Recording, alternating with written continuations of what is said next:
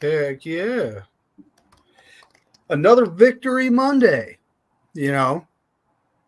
Let's go. Let's go. I went to go put some talk into the chat, but it only comes up with your name. So let's go. That was me, by the way. Sorry. Let's go.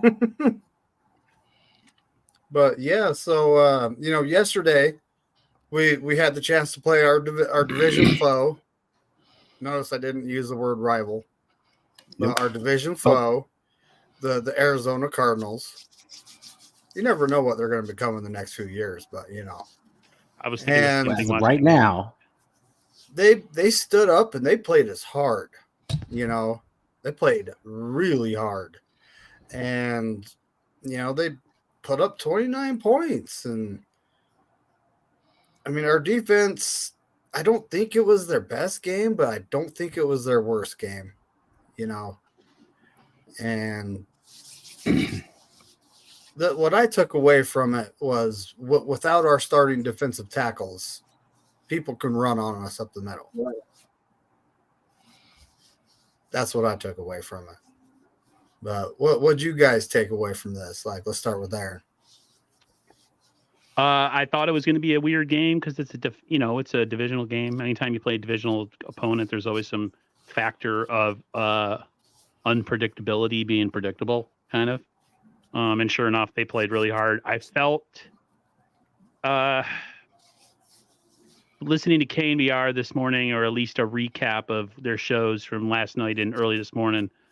And one of the people that was observing, I think it was Greg Papa, said he thought the Niners looked a little tired. And just a little bit undisciplined in that game yesterday. Like they were a little bit gassed. Just the effort wasn't there. Like guys were getting into the secondary, and he goes, there wasn't a lot of effort to chase people down. Or so. We talked about this, and other people have talked about winning the dirty games or the yicky games that don't look pretty on the scoreboard, but winning them anyways. And that's essentially what happened yesterday. The Niners won by 16 points, and we're complaining about. We're all looking at the defensive because, we're going into a game with a, potential Super Bowl matchup. And that was probably the worst showing as far as run defense that I've seen since we were really bad in the mid 2000s. So, but we get an extra day to prepare. We might get both defensive tackles back for the game. So I think the Niners will learn from that as they do and seem to do, and they'll get better. And we'll come out against Baltimore, hopefully, with a better plan for Lamar Jackson. You know what I mean? Maybe something similar to what we did with Jalen Hurts. So, not scared, but definitely was concerning yesterday for sure. All right. Well, when I look at it, we only gave up 22 points. That last minute garbage touchdown, right? Poopy defense. That doesn't really count when your first string offense is going against a backup defense. At the end of the game, we're just playing loose, letting backup guys get some reps. It's really, you can't really judge on that. So we only gave up 22 points, and we did shut it down there when Mooney Ward got that last interception, right? Kind of shut their hopes down. So it was only a 22-point game we're talking about here defensively, which is the same amount of points we gave up versus the Vikings. And everybody pointed the finger at the defense saying, ooh, the defense is causing us games. Mm-hmm. Funny how things turn out when the offense actually scores. But I digress because I'm talking about the defense here. David, I'm in agreement with you. There is a huge difference when you're going from your starters in the defensive tackles to your backups. And it's a rotation of the backups at D tackles, right? It's your second string and third stringers in there rotating, trying to fill that void. So you do see the huge difference. You did see them give up gap integrity, over pursue at times, and didn't play disciplined in there. They wanted to make a play. They were gung-ho, and I'm happy for them. That's great. But you got to play disciplined at times, especially in the run game and maintaining your gap integrity. Yep. And I think because of that, we kind of saw the linebackers kind of over pursuing a little bit, trying to do too much, trying to make up for them. So they got caught in the wash a bit. Like that big run by the backup running back, like you saw Fred try to jump in there and make something happen. He got caught up in the wash. It totally took him out to play. These things happen. So even with that, I thought they played decent. The backups that were in there, they played decent. They did make plays, but they just gave up some kind of chunk plays at times, and that's what happened. I think once the starters get back, we'll be okay, and even those guys will learn from it. But I thought the defense played well. I mean, we got turnovers. We didn't really give up a lot of points, and we kind of, like I said, we shut the game down. Beginning of the fourth quarter when Mooney Ward got that last interception, like dashed their hopes. So we're kind of rolling. So I like it. Kyler Murray didn't run for a lot, so I'm okay with it. Can I step in real quick before Brian talks? Sure. No, I can't. Oh, Brian says no. They are leading. They are doing pretty bad with missed tackles, though. They were showing them over the last 3 or 4 games. Yeah. The Niners got to clean up the missed tackles. They missed a lot of tackles. Everybody running to the ball and kind of converging defense has not been there this year for whatever reason. But I just think going forward, facing a guy like Lamar Jackson next week on Monday, Christmas Day, they got to figure out a way to bring people down first or second hit, because a guy like him, you let him break a tackle, he might go 60 yards for a touchdown. So that's all. Go ahead, BC. Guys, what are we complaining about? What are we upset about? The defense. I'm not upset about anything. The defense did fine, right? So if you think about it, right, we intercepted, we returned an interception for a touchdown. So the defense scored. We got pressure on that quarterback. We give up a lot of runs, but Ty, I'm not the biggest fan of him. I don't dislike the guy. He's just not my favorite player. I'm not, no knock, but I wouldn't buy his jersey. I'm just saying. So give it to me. Okay. But your man, number 91, he wasn't there. And again, I don't like saying bad things. I don't like to crack the guy down or anything. I'm not the biggest fan of him, right? I like Buckner. But when he is on the field, they do stop the run. He is a big component of that. So when he's not there, and you're looking at our other guy that we just got from the Eagles, Hargrave's not there. Hargrave, right. And now everybody's talking, are we going to go get Ndamukong Suh? Or how do you say his name? Like, why? What? Is it Eric coming back? Is it Hargrave coming back? It's like panic button. Everybody was upset because the corners, the corners and safeties were giving up all this to the wide receivers. This game, the offense comes out, cannot be stopped. Absolutely cannot be stopped. And everybody's upset that we give up a bunch of runs. We had some players that were out. And then, one of our players, Lenore, he had a rib injury, and I know he was tackling a lot. So when he came out, that I'm not saying he was the only one tackling, but come on, like, are we really trying to we're like on our way, I just think and again, this is kind of my point.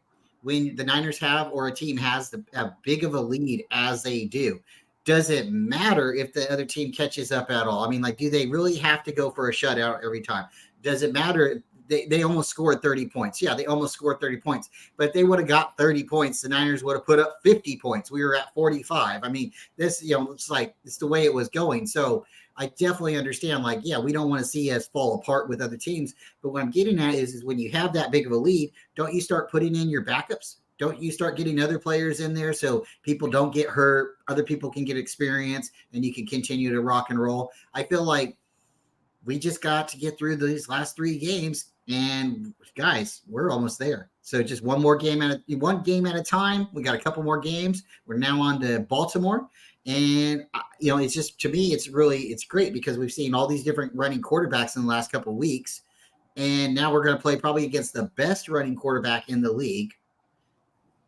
I'm not afraid at all. If these guys need a day off or they need a break or something, or if the Ravens run 300 yards on us, but we end up with the W at the end of the day, that's all I care about. Here's one thing about the defense. And Bryant, you're right. We're not going to shut people down all the time. And people always refer to 2019. Like we have this great defense and it was magical. And they think we shut teams out every game. Right. And we didn't. No. Like they forget we gave up 46 points to the Saints. Yep. We gave up 29 points to the Falcons. We gave up 31 to the Rams. Like we won two of those three, but we gave up points, right? And we gave up like 27 to Seattle once, 26 to the Cardinals before. Like these things happen. Your defense is not going to be shut down all the time, especially when you're missing starters. And one big factor is that field was slop. Yeah. I don't know if you guys noticed that. I was watching. I was watching the field in the game. My brother's like, "Are they indoors?" I'm like, "No, that's that ratty ass freaking Arizona Cardinals grass." Exactly. Like people praise that field. Oh, they roll it outside and it gets the Arizona sun and it's grown naturally. But that field was trash. Yeah, it was looking kind of chunky. It was getting chewed up and spit out. It was like people were out there hitting golf wedges on it. It was bad, especially the middle of the field. It was like a fairway where we broke up, where those big runs got broken at. Like guys were out there slipping, couldn't get traction. It was bad. So take this game with kind of a grain of salt when you analyze the defense. That stadium, isn't it in the desert? Yep. Yeah. They had the roof open yesterday too. They had the roof open too. See, so, typically plant life like a cactus can survive out there. But, when it comes to grass, I'd imagine it's not going to be the strongest, the strongest it can be. True.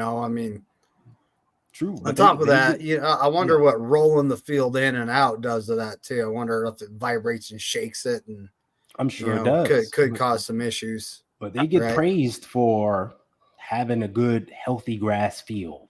And that field yesterday looked trash. It was. I agree. See, I think Tony some kind of agrees with me a little bit as far as like not over panicking, but addressing what was happened. She says the defense definitely needs not to give up so many yards versus the Ravens.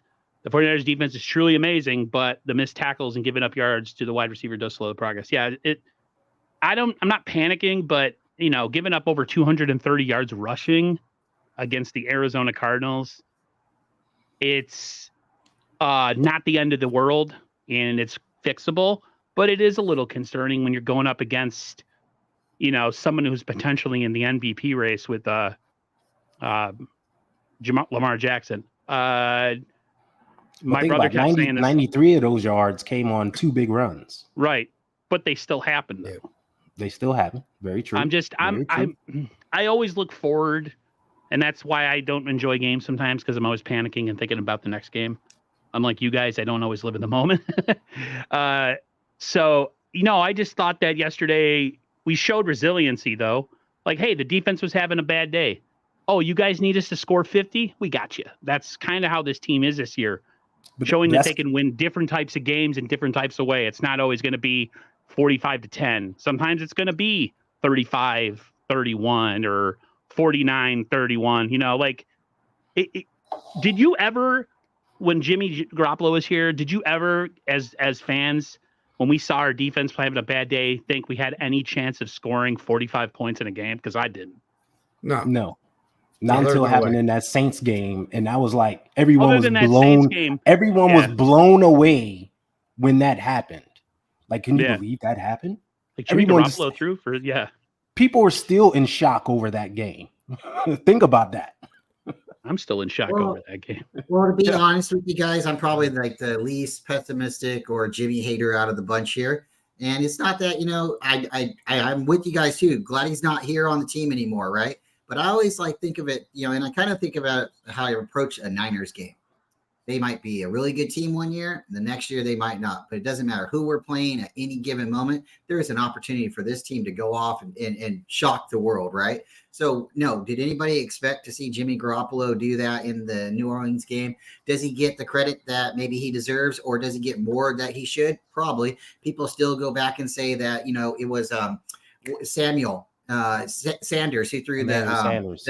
Yeah, and it was because of him, and all this other stuff. So, if you go back and you remember, each year we've had this Kyle Shanahan era, the team's been different. 2017, 18, 19. When we had Mostert, there was a good possibility we could score at any moment. But then when you put in Breda and he fumbles, you're like, whoa, so then you got to take a step back. So am I not believing? No, I'm a believer. I still believe in Santa Claus. I get an extra present under the tree. All right. So, that's where I'm at. I think it could have happened. It just, we would have really had to get it, No, but Aaron, going back to what you said, how about how, the offense saying, hey, defense, you're not shut down. We'll go out and get these points for you. We all talk about this all the time, right? The team is playing complementary football. Yes, you're right. Right? The offense complements the defense. The defense complements the offense. Special teams does their part. Yep. This is what a good team does.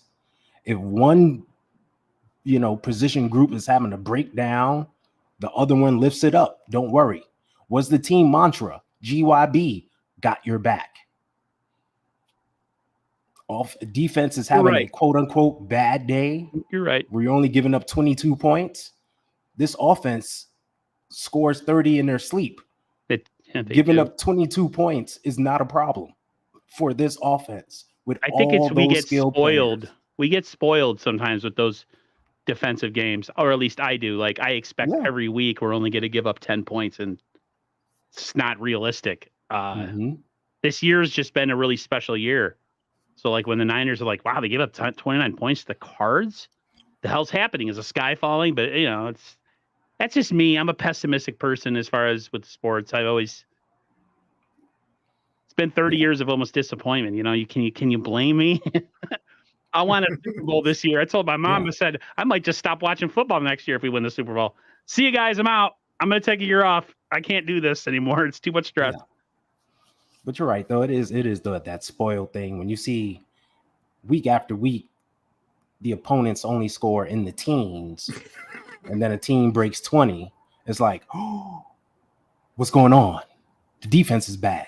There's something wrong. Yada, yada, yada. And it's really not the case. Bryant, everyone's commenting on your hat being backwards. According to Colin Coward, you're not a serious. That's exactly what I was. I was just looking. You're not a serious podcaster here. We can't take you seriously. Yeah, you're definitely not a MVP candidate podcaster. That's right. You're not a franchise podcaster. Yeah. There you go. There you go, David. Grateful to be on with you guys. Yeah. And not everybody's ever going to eclipse 1,000 or 6,000 or 86K or 89K. I think Brad hit 89K today. Shout out to Ty Streets because that was the image that he had posted. But I do this because I have fun, and I think anybody can listen to me. They know I'm a pretty positive person. I have some information, maybe more than a common fan, and then maybe there's some stuff that I can learn too. But I like to always present that too, because I'm somebody who wants to learn something new every day, and I enjoy talking football with people. And as long as you can keep it respectful, I'm gonna rock with my hat backwards because that's my MVP. That's my quarterback. Don't be talking about it. There you go. Can you do the side? Now, can I do the sideways? Yeah. Imagine my dad was alive right now. He would have took my hat and threw it off my head. Like, Aaron, don't ever wear your hat like that. I should be like, yo, what's up? And he's like, don't talk like that. You got the Bryant Culp hat on. That's right. Yeah. You're a badass when you have a hat with your name on it. Like, what up? That takes like serious stones to just be like, hi, I should have one that says my name. That I don't know. It just wouldn't sit well with me, but it works for you.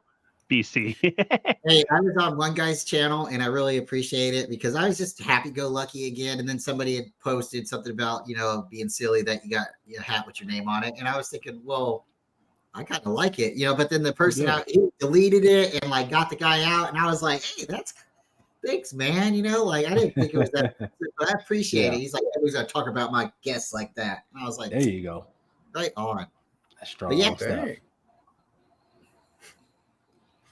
Well, so speaking about our offense, they really couldn't be stopped yesterday, and yesterday is kind of like it's bird hunting season, folks. The camo, you see, I got my real tree camo on, and so sometimes to get the birdie, it's not accuracy, it's expenditure of ammo. Ooh. And that's pretty much what we did yesterday, scoring 45 points. He's more than just a pretty face, folks. It's an educated man right there. David McNew, call him, ladies. Well, when it comes to offense, it's almost like, I was looking at the numbers and it's like, who stood out? The one guy that stood out was Christian McCaffrey. Then you have Brock Purdy throwing 4 TDs, didn't have the most yards, like I think it was 224. Mm-hmm. But he did not. Oh no! Everybody panic! Oh no! He's the last pick in the draft. He's small. He's got a noodle arm. He's got small hands. He's one of the best quarterbacks in the league, folks. 242. Yeah. Well, but I want to see what he could do without those weapons. Then where would he be? Get rid of all the weapons. Downgrade the offensive line even more. Yeah. And then we got to test them. Then we got to see. The goalpost is just like everywhere, man. It's just constantly moving.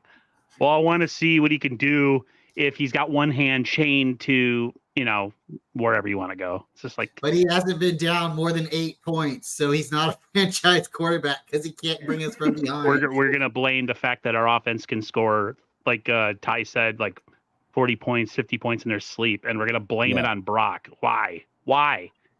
During the great Peyton Manning years, when he had Marvin Harrison, he had he had the tight end, the running back, the other wide receiver, Dallas Clark. Yeah, exactly. Dallas Clark. They scored a ton of points all the time. Mm-hmm.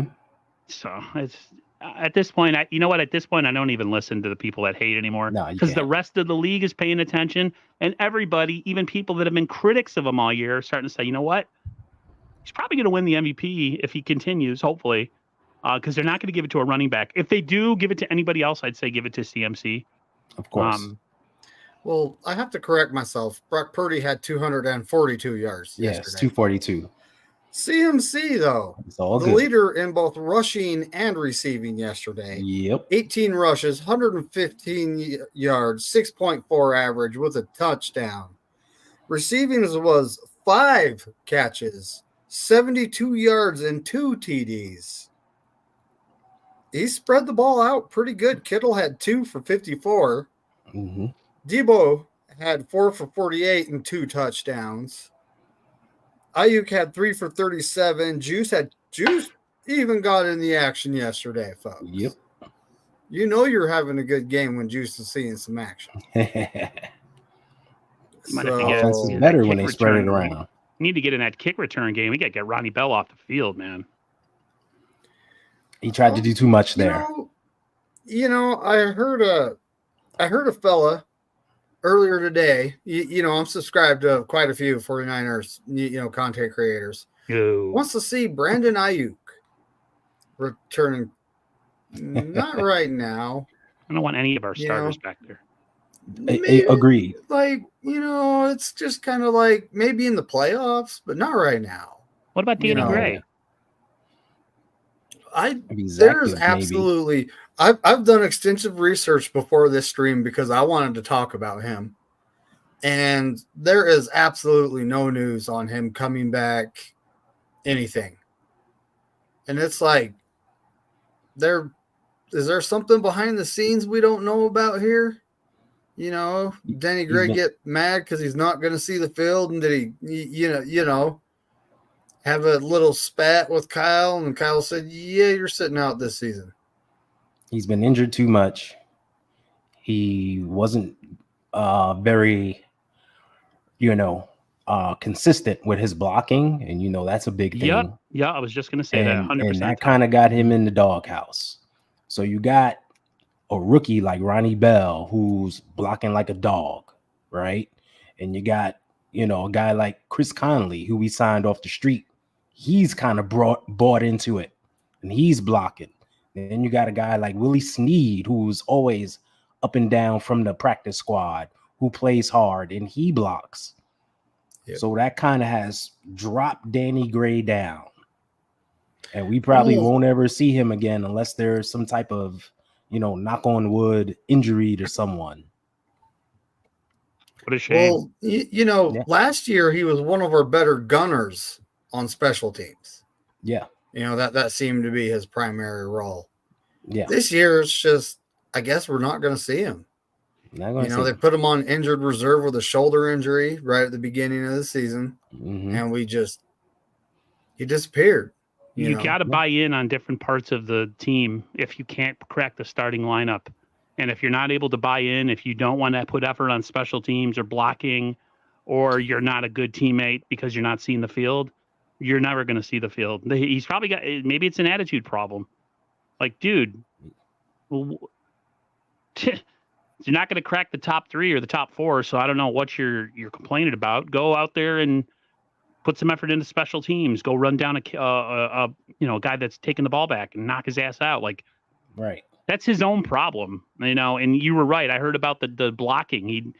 He doesn't put him like I was telling. It's funny. I'm explaining to my mom about how Rice and Taylor and all the guys back in the day used to block, and I was telling her about the 2 90-yard touchdowns in '89. She was like, "Wow." Yep.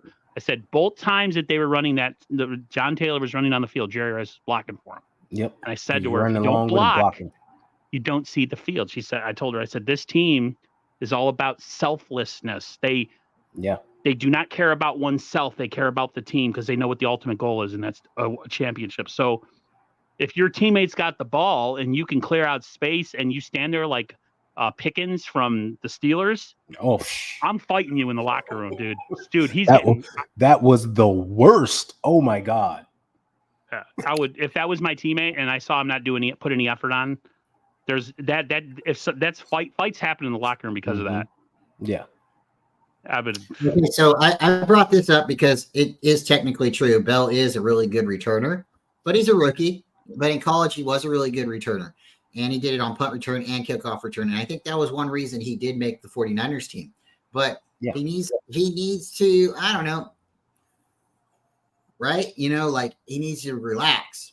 But it's not happening for him right now. And I know everybody, see, for me, I don't care how much you get paid. I want you to do the job. If we ask you to go, you go, right? If you want to win a Super Bowl, you go. You go the distance, right? So when I seen in the past, we've seen Brandon Ayuk, he asked to return. He asked to go back there and catch the ball and return because he wasn't getting attention on offense. And guess what? He went back there. He started making some plays. He started getting more attention on offense. And it was like a trickle effect, right? It's like just like maybe what Aaron was saying. You don't do something a certain way. They want to see more out of you. They want to see a dog. They want to see you be able to block. They want to see you be able to put yourself out there, right? So, and everybody said it too in the 49ers locker room. If you don't block, they make fun of you in the locker room. They put you to this, like, you're not really a Niner, man. Come on, right? So I like seeing Ayuk back there. I like seeing Debo back there. And somebody brought this up the other day. When Debo's back there catching the ball, it's automatic 25 yards. Automatic. The only time it's not is when he does something silly. And how many times has Debo been back there and done something silly? Nobody wants to tackle him, so you kick the ball off to him. You're gonna kick it out of the end zone. And if you don't, you're gonna pray to God that he does not return it on you, because that guy can go 0 to 60 like that. We already know it. They don't call him Debo for nothing. There was a reason. And Ayuk can just jump over everybody when he's returning. So for the rest of the season, I want to see some studs back there returning the ball. They're not going to get hurt if they know, stand back there, catch the ball, because they're going to kick it 20, to the 25 for you. Just go back there. And if you do get an opportunity to catch the ball, be smart with it. Maybe, make a move and then go down, but a lot of these guys are afraid of our offense. Yeah. No, I think the key to it. See, I'm fine with Bell returning kicks, but it's just like you said. You got to be smart with it. You can't like you might think, oh, it's some things I did in college that I might be able to get away with here in the pros. No, you can't. Mhm. You cannot. Like that, the moment I saw him return that punt and he started to do that kind of slow spin to get out of it, I was like, oh, this is bad. I called the Like, fumble in my brain. you doing too much. Like, secure the ball, just go down. Even if you're at the 15, our offense is good enough to get 85 yards and a touchdown. Right. All you need to do is secure the football. That's it. I brought this up with you guys earlier, I might have been incorrect on the player, but I thought Nichols, the running back that we had gotten, I thought he returned some punts. Jeremy Nichols, he was a returner as well. Yeah. And they had dressed, brought him up. was he? I don't know if they activated him, but they had moved him up. You know, they had made some roster moves with him for this game. So I was like, maybe they're going to bring him in, and Ronnie Bell won't be the one returning. But I think there might be something to that number 10. I seen him fumble, and I thought Kyle Williams right away. It's 10. When I see number 10, I think of Kyle Williams, and I really don't want to have.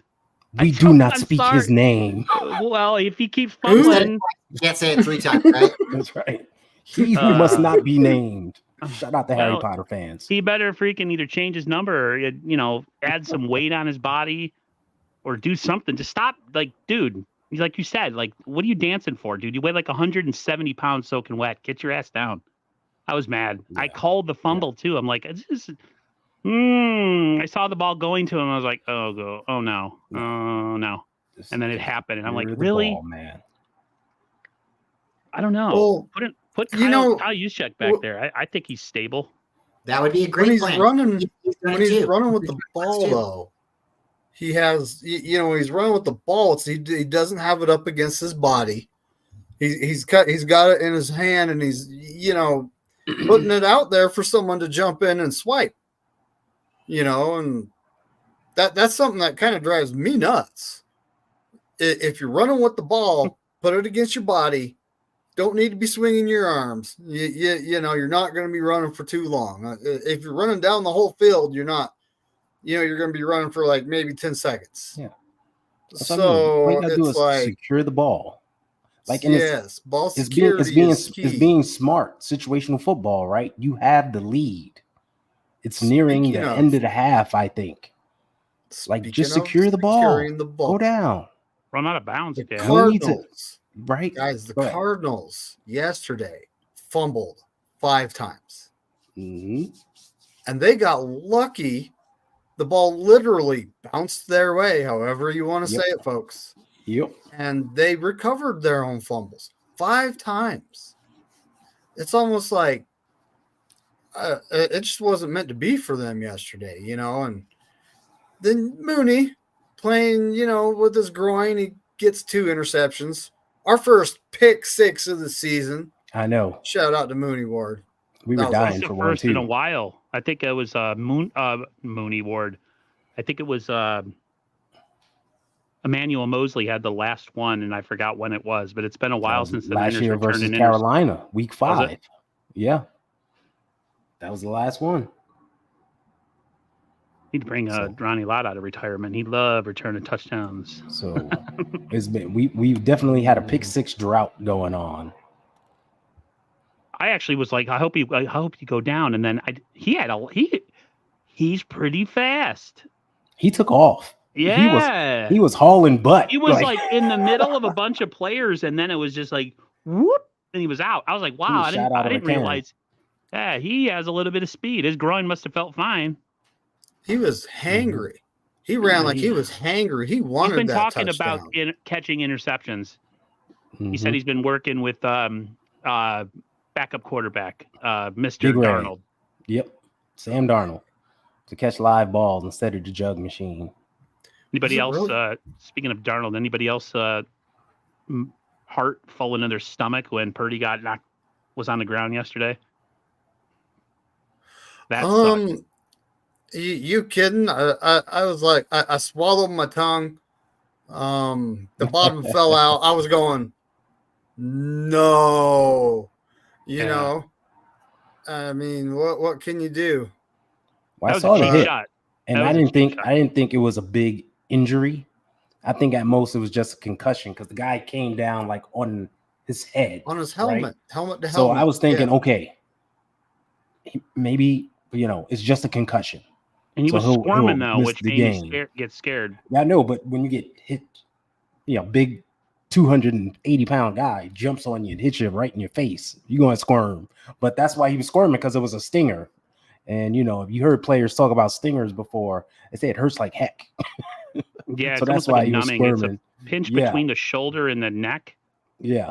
where you lose feeling and it hurts and stuff. I've never, it's, oh, that made me scared. And then freaking McCaffrey for a second, he must have got a knee contusion. I was like, what? He hit his knee on the heck? play before and immediately grabbed his knee. He got up slow, went to the sideline. They showed him working on that knee, and it was like, oh, geez, we definitely don't need that. Ugh. I was a little bit So, nervous yeah. when I seen it happen, but I wasn't sure what had exactly happened, if he was a concussion or what. But I knew Sam Darnold was coming out, and I had confidence that Sam Darnold was going to be able to lead us to victory. Now the first he went, I think he threw 3 passes. He had 20 yards, and the first pass it looked like he was a little nervous out there for sure. But I'm thinking the next series he would have came out and he would have been a little bit more calmer and everything. But the guy's got a rocket arm, so yeah. Everybody who is afraid if Sam Area comes in and starts playing, you should really think about what happened last year. We had how many quarterbacks that started playing for us, and then look, this team's really good. We just have to have somebody with confidence behind them. And yeah, if Sam Area comes out there and he has to play a couple quarters, I think this team can get it done. Do I want him playing the rest of the year? No, but again, when you see players, get hurt like they did, and everybody starts, oh, the sky is falling, we're going to lose everything, and we go on and we win as many games as we did last year. Now, sure, we won majority of those with Brock, but that's the same point. When Brock came in, nobody expected us to go on a run like we did. So again, Sam Darnold, Sam Area, #1 draft pick. We got him in our locker room for a reason. So I just don't want to see hospital ball. Well, we I won don't the want to see majority. him throw so high and Kittle getting his knee blown out or something, Last year, we actually won the majority of the games with Jimmy G. He won more games than Brock. He played longer. He played in more games than Brock. He played more. Right, he was the determining factor in all those games. No, I'm not saying all that. I'm saying if you just go by the fake quarterback 1-loss record. So how many games did he play until he got hurt? Because he wasn't the starter, right? So he didn't play the first week. Then he started in the second. He played in the Seattle game. He basically started the second week. So then how many games played up until he went all the way to the I know he played the Mexico game. Yeah, he that was played all the way the until Dolphins, wasn't it? Was it week 13? The Dolphins. Yeah, he got hurt with the Dolphins when I don't know what he was trying to do. He was like trying to carry somebody on him instead of just falling down. He was trying to carry 2 300-pound defensive linemen down the field with him. And they snapped his freaking foot. So he played 10 games. And Brock played what, 8 games? 6. Was that plus the playoffs? No, that's minus the playoffs. Minus playoffs? I don't count the playoffs because no one counts the playoffs until they want to count the playoffs. Until they want to make a statement like justify their position, then they throw playoffs in there. It's like I count games played. If it's a game played, so even if you count the playoffs, 10 is more than 8. It's just math. Hey guys, Jess is in here. That means we got to do quarterback rankings. Make her mad. Oh, Jess hates when we hates quarterback rankings. Just kidding, Jess. Thank you for coming through. Purdy's the leader in the MVP race right now? Mm-hmm. How can you argue with that? Yeah. No, wait, but real quick before we go on, I want to say I agree with what Bryant said about if Sam comes in and he has to play, I think we'll be fine. I think the offense will keep going.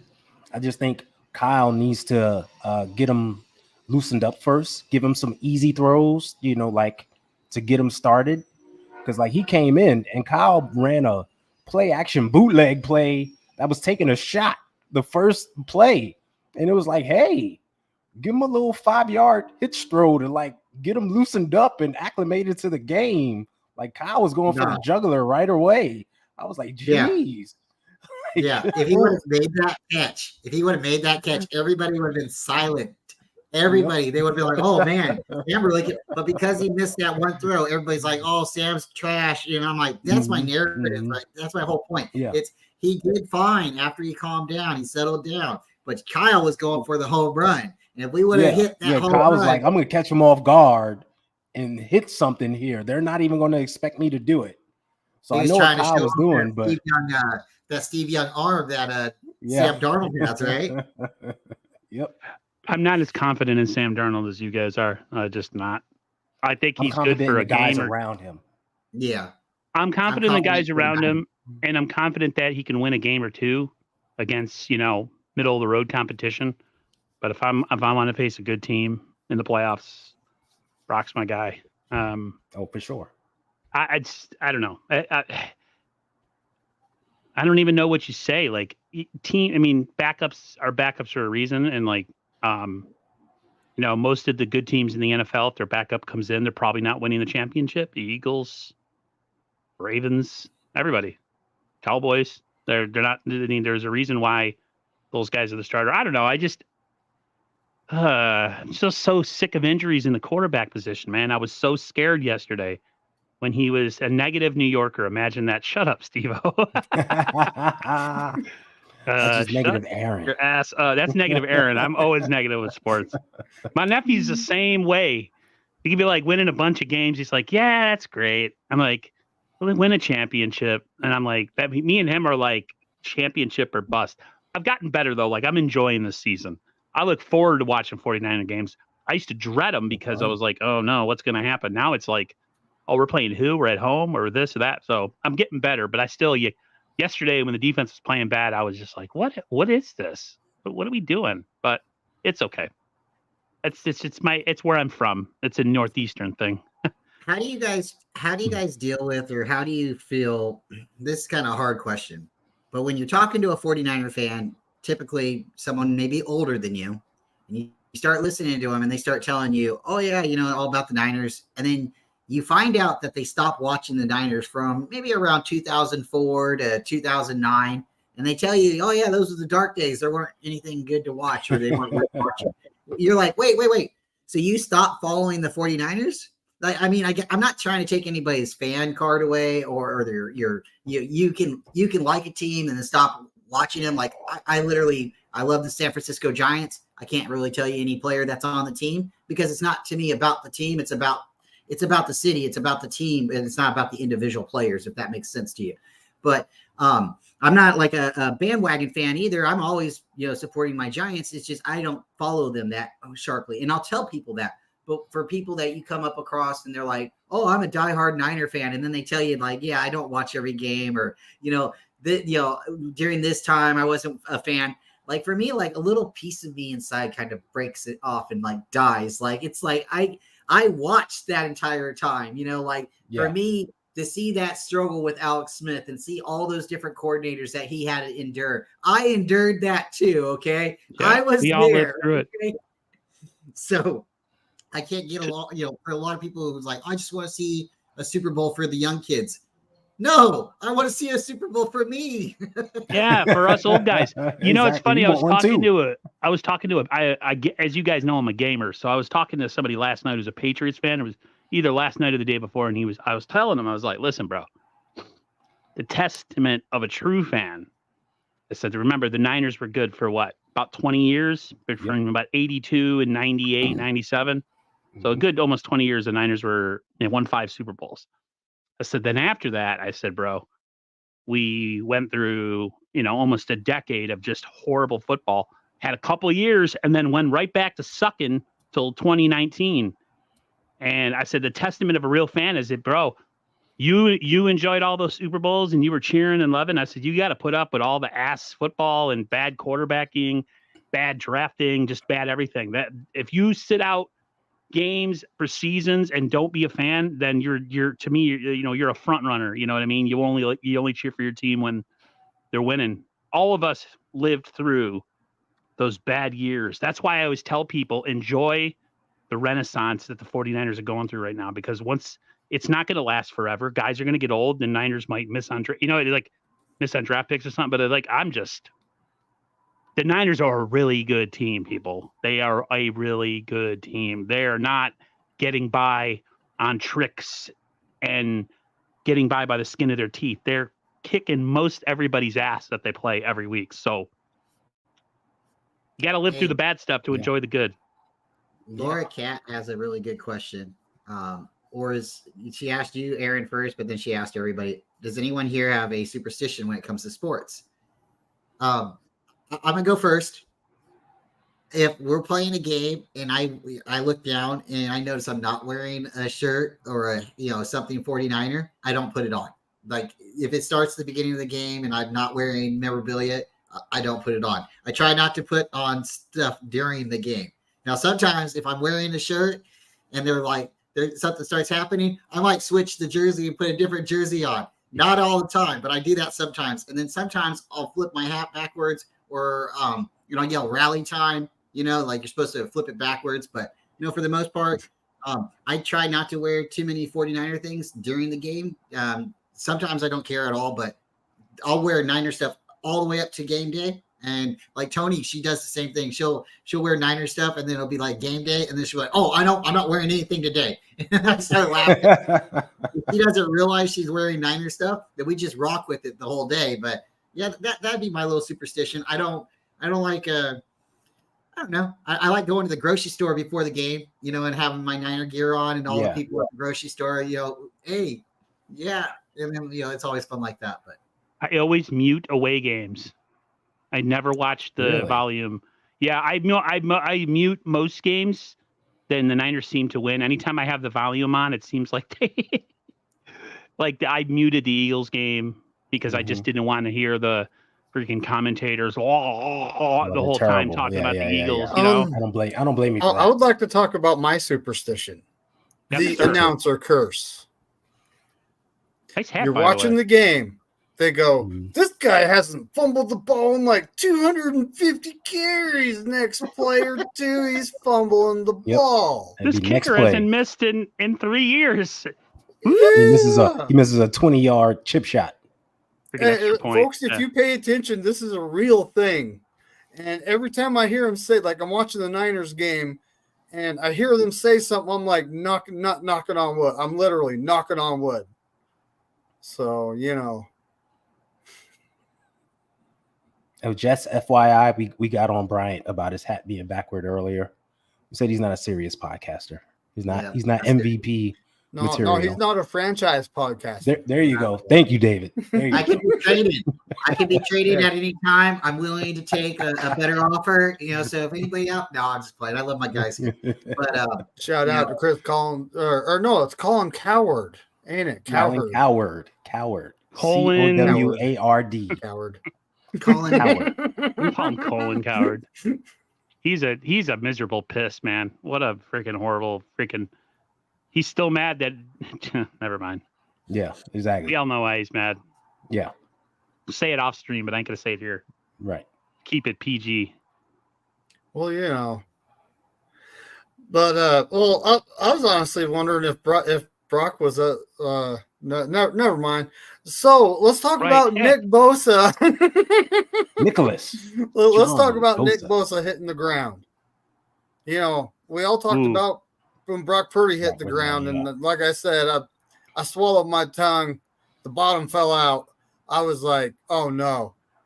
It was like, and then Sam Darnold actually, he came in the first throw or two. He was kind of zipping him like he was really excited, but then he calmed down, right? Yeah. But then Nick Bosa, though, I see Nick Bosa on the ground. I'm going, like, what? Like this can't happen. When I saw that and saw how it happened, I was like, ooh, that could be bad. That could have been an Achilles, a broken ankle, anything. Exactly. I was like, oh, that could be bad because the dude landed just right on the back of his leg. Damn you, Randy Gregory. And, back of the legs, they could just a whole bunch of things could snap back there, I right? think if that was anybody else's ankle, it might have broke, but because it's I know. Big Bosa, but his Yeah, built freaking like a tree trunk. ridiculous. Yeah. That dude is just muscles on top of muscles. I've never seen the shoulder. You know how like your shoulders, like in certain parts of your arms, there's just no muscle. That man has muscles in places, and I'm not trying to be weird. He has muscles in places that don't make no sense, dude. He's just, But he don't eat nothing that's bad. He's a clean eater, so like no pizza, no burgers, nothing. You heard him on Thanksgiving. Yeah, and Thanksgiving, he's like, I can't eat that. Like, I'm starch free. Yep. He's like all carb, all meat, no carbs, like nothing. So, but yeah, I was worried about Bosa. I'm glad that he got up, walked off, came back in, played throughout the game. Until we pulled everyone, and I was paying attention to him in the post-game press conference to see, is the leg wrapped up? Is any ice on it or anything? Actually went back and like watched the play again to see which leg exactly it was. And there was no wrapping or ice or anything on that left leg. So I was like, okay, yeah, that's a good sign. He should be okay then. He was in one of the press conferences and he was sitting in the front row doing questions. Yeah. He had ice on his knee, but it looked like but it was the right knee. Like he hurt the left leg, but it was the ice on the right knee. Usually when you have any injury over even in life and you have surgery for the rest of your life, you can get swelling on that particular joint. Yeah. Because you unfortunately you develop anytime you have an injury on a body part, you develop arthritis. It's going to happen. Like I have arthritic knee, but I also have something else going on. So yeah, that was scary. Well, I don't know if you guys remember last week I had a brace on this thing. No. You did? Oh yeah. What'd you do? Punch a wall? I woke up one morning. I don't even know what I did. I woke up one morning. It was swollen. I couldn't use my hand. I was like, oh. Beating up on Seahawks fans. You can say it. No, it's okay. I even went to work and had a sweater on and kind of hit it and did a whole lot of stuff one-handed without people noticing. Randy, I didn't want to say it. I'm glad you said it, Randy. I'm glad you said it.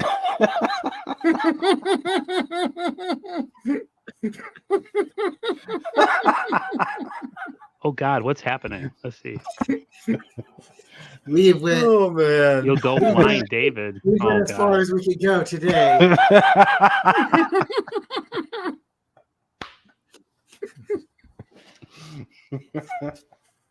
Oh shoot! Oh what a night! We got the Ravens coming up, guys. That's right. Yeah. We got the Raisins.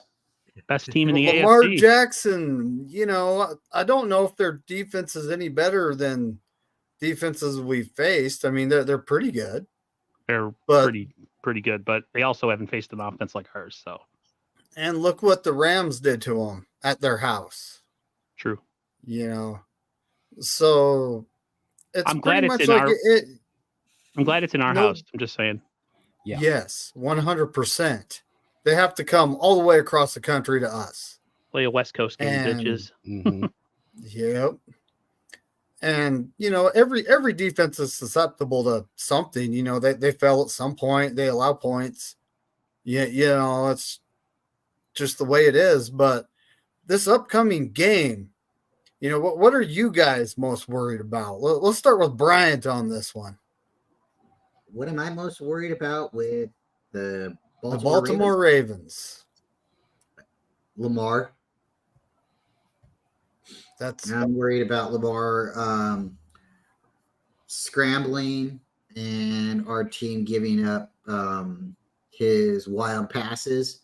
Sometimes he's running around and you're supposed to be able to get to the quarterback like 2.5 seconds, 3 seconds, and the guy's got like 8 seconds back there sometimes because he's moving around. I'm not really confident, not confident, but I just don't like that. I think our team can get gashed. I mean, you've seen the Cardinals ran 7 yards out of clip on us almost. So Lamar's like tall enough to fall forward for 7 yards. I mean, the dude's big. and he is one of those quarterbacks that can really put the game on his back. He's probably good enough to kick a field goal if you really think about it. And they got one of the best kickers there. So, and that's another thing. You know, you get Justin Tucker out there, he can kick it like 60-something yards. Yeah. So even if it's at the end of the game and they get close, it's not a guarantee for us. It's not. So we have to keep him in the lanes, and I hope our corners can do what they did against the the Cardinals, you know, and get some picks. And I hope we have some people in the run game, you know, in the run lanes that can stop the run, because this could get blown out really quickly. They need to, like Ty said, their gap integrity needs to be way better. They essentially have to play like they did against Jalen Hurts, which is almost contain, kind of push the pocket. If they go and they try to come from any type of angle with a blitz, he's just going to roll out the opposite direction. It's literally what he does. You coming from the left, go to the right. Coming from the right, go to the left. You blitz up the middle, I'm just going to step aside your guard and tackle and just go squeeze up the, you know, A or B gap and go for 15, 20 yards run. It's just like with him, I hate to say this, you have to force him to be a pocket passer. When he's on the move and he can throw the ball on the move, he's so dangerous. Because corners aren't meant to cover for 11 seconds. I don't care who, even Deion Sanders, if somebody's running back and forth, up and down, eventually you're going to lose them. It's just human. It's the angle. The offensive player always has the advantage. So, you guys want to hear the record? The Ravens are 5-2 versus the 49ers. They first played us in '96, and that was our first victory. Then they beat us in 2003, 2007, 2011, 2013. In 2015, they came to San Francisco, or Levi's, and it was 20-25. We beat them. Then our last game, we went to Baltimore, and this is the game I thought we came really close to winning with Jimmy Garoppolo. You know, remember Jimmy Garoppolo, 17-20. So he might not have scored points, but the other team didn't either. And maybe that's one of the keys to, you know, his successes, keeping the ball out of the other people's hands. But 17-20, 20-25, 34-31. Those are the scores for the last 3 games. So if we can keep it close, we have a good shot. But 5-2, the Niners don't have the winning record versus series. So I definitely want to see us get that situated. And they got a really good coach too in Harbaugh. He's fantastic. I think he's probably one of the well, we're about to wrap it up. Ty, what do you got? I'm scared of Justin Tucker just because, you know, they get to midfield, they get to the logo. They're looking at him like, okay, we got 3. Right. Right. And most teams like you can get a pooch punt, but they're looking at him like, hey, all right, we got 3. That gives me an idea.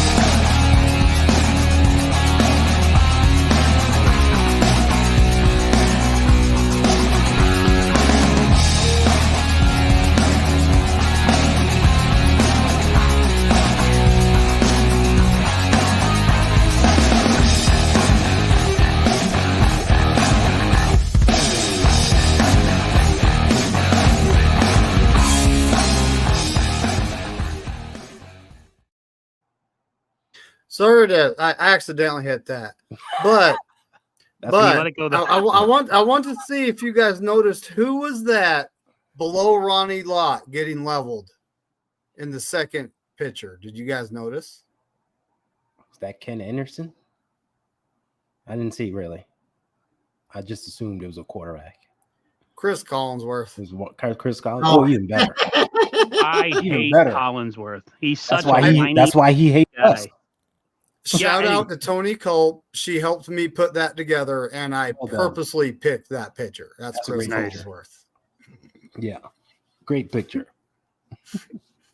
But yeah, if you guys don't have anything else, we'll go ahead and get on out of here. Yeah, I got to make a late dinner. Folks, hey, do you guys want me to play that again so you can see it? Roll it again. That'll be our outro. It's only 30 seconds. Okay.